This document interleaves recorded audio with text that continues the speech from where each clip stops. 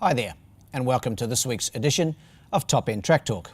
I'm Andrew O'Toole, and today we'll be having a look at another very good card on Saturday here at Fanny Bay, which of course is Cox Plate Race Day. However, before we have a look at Saturday's fields, I thought I'd give Top End Track Talk watchers an update on the progress of the most eagerly anticipated project currently underway here at Fanny Bay, and that is the replacement of the race day tie-up stalls. The new tie-ups, being constructed by local firm Kevin Clark Constructions, are well underway, with plumbing works almost completed and some of the footings already being concreted this week.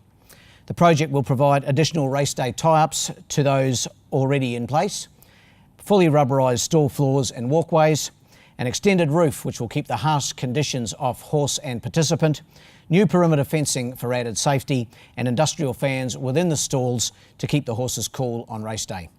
The project is progressing as scheduled, and all going well, as long as the weather doesn't intervene, should be completed by the end of 2018. Now on to the selections for Saturday's 5 races, with some 40 acceptors received for the meeting. In the first, the Ladbrokes Trobus Maiden Plate, my numbers are 2, 4, 6 and 1. Going here with number 2, Borlung, from the stable of Bob Richard, and Paul Shires. Good to see Paul with a couple of rides on the day. He takes the mount.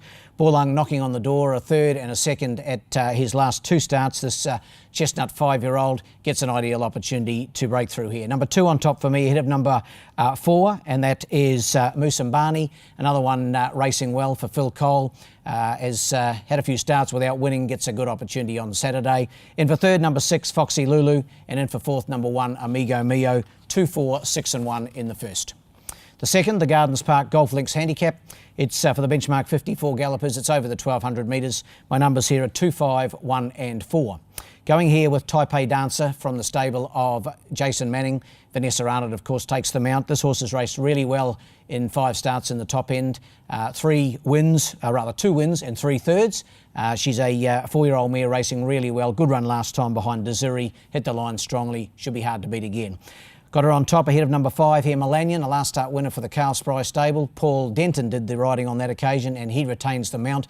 Doesn't win out of turn, but consistent galloper.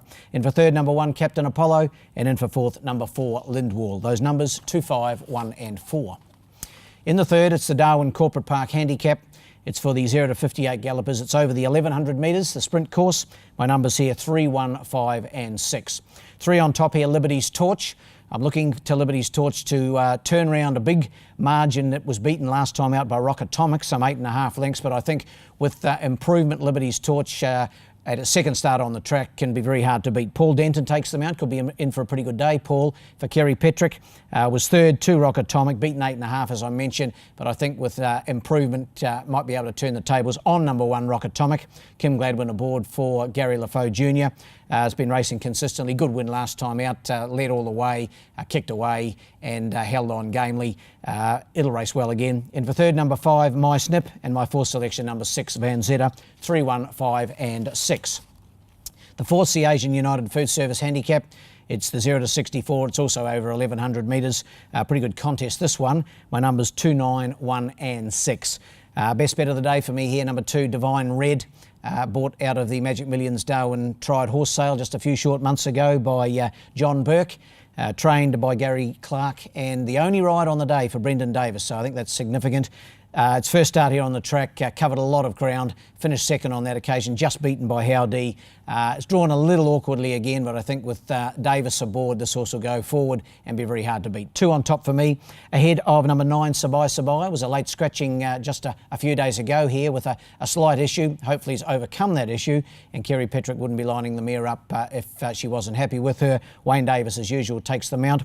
In for third, I'm putting number 1, Look at Him Go, and fourth, number 6, and that's Lady Alcatraz. 2, 9, 1 and 6. And in the last, it's the Women and Thoroughbred Racing NT Handicap. It's for the benchmark 76 gallopers over the 1,000 metres. Numbers here 2, 1, 4 and 5. Going with the fresh runner, number 2, He's Our Woody. Had a little bleed when he last raced on the 26th of May. Had the mandatory stand down. He's back, having his first start. Paul Denton aboard for the master David Bates. Of course, this horse finished third in the Palmerston back in 2017, so he's a quality galloper.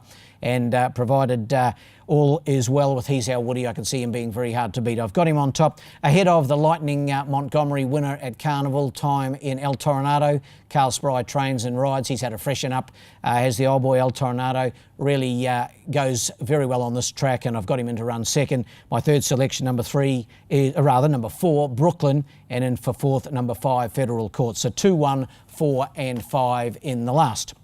My best bet in Darwin this Saturday, race 4, number 2, Divine Red. Race 4, number 2, Divine Red. While my best roughie comes up in the same race, race 4, number 7, Nicarossa. Race 4, number 7, Nicarossa.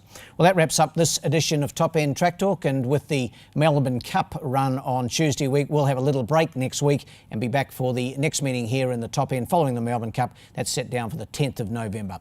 In the meantime, good luck and good punting.